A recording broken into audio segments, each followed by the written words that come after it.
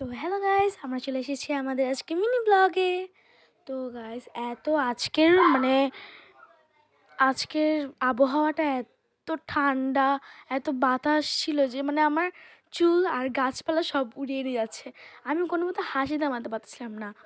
আর এটা লক্ষ্য করেন, আমাদের বিল্ডিংয়ে অর্ধেক সাদা, অর্ধেক মাটি কালার ওরকম। এটা জাস্ট হাসতে, ওইটার জন্য আরেক হাসি। দেন বাতাসের প্রভাব, আবহাওয়াটা উফ জোস। আর আকাশটা দেখেন, নীল গ্রে কালারের। উফ, এত শান্তি লাগছিল যে মানে প্রচণ্ড। আমি তখন স্নান করে বের হয়েছি, এরপর ঠান্ডা আবহাওয়া। উফ, জোস ছিল, জোস কি বলবো, ওয়ান্ডারফুল।